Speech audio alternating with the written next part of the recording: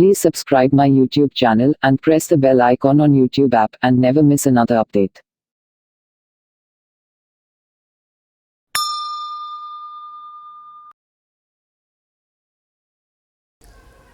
भारत की भूमि पर एक से बढ़कर एक वीर योद्धाओं ने जन्म लिया। वहीं देश की वीरांगनाओं की वीरगाथाएं भी किसी से कम नहीं हैं। ऐसे ही एक वीरांगना के बारे में हम आपको बताने जा रहे हैं, जिन्होंने अपने राज्य की रक्षा के लिए मुगलों से लोहा लिया था, जिन्होंने स्वयं अकबर के गुरूर को नेस्तनाबूद कर दिया। खुद अकबर और शेरशाह सूरी जैसे राजाओं को परास्त कर पीछे हटने पर विवश कर दिया था।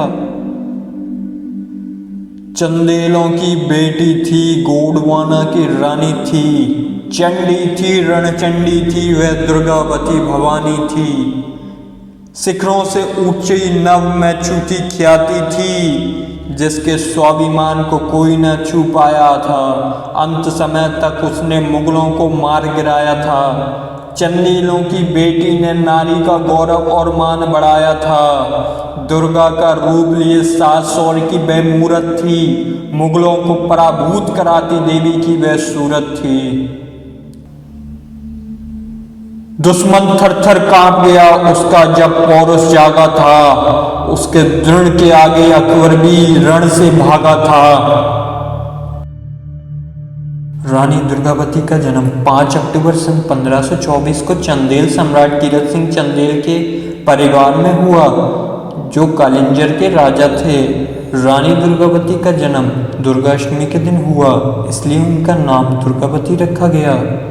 दुर्गावती बचपन से ही वीरांगना थी। बाल्यकाल में ही उन्हें घुड़सवारी, तलवारबाजी, तीरंदाजी जैसी युद्ध कलाओं में महारत हासिल कर ली थी। वर्ष 1542 आते आते वह 18 वर्ष की हो चुकी थीं। वह महाराज की एकमात्र संतान थीं। राजा संग्राम शाह के पुत्र दलपत शाह से उनका विवाह हुआ। दुर्भाग्यवश विवाह के 4 वर्ष बाद ही राजा दलपत शाह का निधन हो गया। उस समय महारानी का पुत्र नारायण मात्र 3 वर्ष का था। इसलिए उन्होंने स्वयं ही गोंडवाना का शासन संभाल लिया। वर्तमान जबलपुर उनके राज्य का केंद्र था। रानी दुर्गावती के शासनकाल में गोंडवाना अपने स्वर्णिम काल में पहुंच गया था। सुख संपदा से भरपूर इस राज्य पर मुगलिया गिद्धों की नज़र पड़ गई थी। मुगल शासक बाज बहादुर ने कई बार गोंडवाना राज्य पर हमला किया, पर कायर हर बार पीठ दिखाकर भाग जाता था। इस जंग के कारण रानी दुर्गावती की जीत का परचम हर जगह गूंज उठा। अब गोंडवाना राज्य को हर कोई पाना चाहता था, मगर उसे गोंडवाना राज्य की शक्तियों का डर सता रहा था। ऐसा ही एक षड्यंत्रकारी था मुगल सूबेदार ख्वाजा अब्दुल मजीद खां, जो मनिकपुर में सूबेदार के तौर पर पदस्थ था। उसकी नज़र गोंडवाना राज्य के व्यापार पर थी। वह रानी दुर्गावती की अटूट संपदा से भली भांति परिचित था। उसने अपने षड्यंत्र से अकबर को रानी के विरुद्ध उकसाया था। अकबर ने गोंडवाना की ओर अपनी एक दूत के हाथों अधीनता स्वीकार करने का प्रस्ताव भेजा, लेकिन रानी दुर्गावती ने इस प्रस्ताव को ठुकरा दिया। उन्होंने स्वतंत्रता और अस्मिता के लिए युद्ध भूमि को चुना।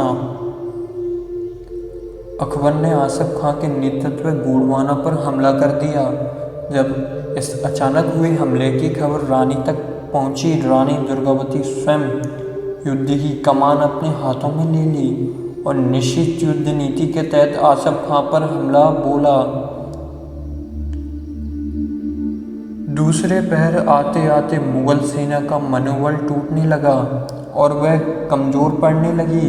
रानी का विकराल रूप देख आसफ खां अपनी जान बचाकर वहां से भाग निकला।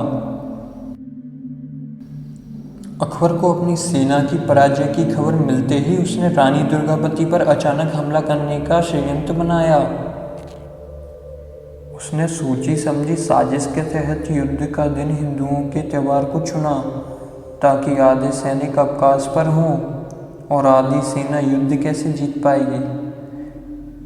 इस बार तहत नीति के अनुसार मुगल सेना युद्ध क्षेत्र से दूर ही पड़ाव डाली हुई थी और थोड़े ही दूर अकबर की रक्षित सेना भी पहाड़ की आड़ में तैयार थी। जब रानी को मुगल सेना के हमले का ज्ञात हुआ तब रानी ने नरेई नाले के किनारे मोर्चा लगाया और स्वयं पुरुष वेश में युद्ध किया। इस युद्ध में 3000 मुगल सैनिक मारे गए। संध्या काल होते ही मुगल रक्षित सेना वहां पहुंच गई। रानी को ज्ञात नहीं हुआ कि सियार घात लगाए बैठे थे। अचानक हुए हमले से पहले से थकी सेना और कितना लड़ पाती, अब उसके भी पैर उखड़ने लगे। यह देख विश्वसनीय सरदारों ने रानी और राजकुमार को सुरक्षित बाहर जाने का आग्रह किया, परंतु रानी दुर्गावती ने युद्ध भूमि से पीठ दिखाने से मना कर दिया। उन्होंने अपने पुत्र नारायण को सुरक्षित स्थान पर भेज दिया। उधर अकबर की शाही तीरंदाज टुकड़ी ने रानी पर हमला कर दिया। एक तीर रानी की भुजा में लगा, रानी ने उसे निकाल फेंका। दूसरा तीर रानी की बाएं आंख को भेद गया। रानी ने उसे भी निकाल फेंका, लेकिन उसकी नोक आंख में ही रह गई। तभी तीसरा तीर रानी की गर्दन में आ धंसा। रानी दुर्गावती ने अंत समय जानकर अपने वजीर से आग्रह किया कि वह तलवार से उनकी गर्दन काट दे, पर वह नहीं माना। अंततः रानी ने अपनी कटार स्वयं सीने में घूमकर आत्म बलिदान कर लिया।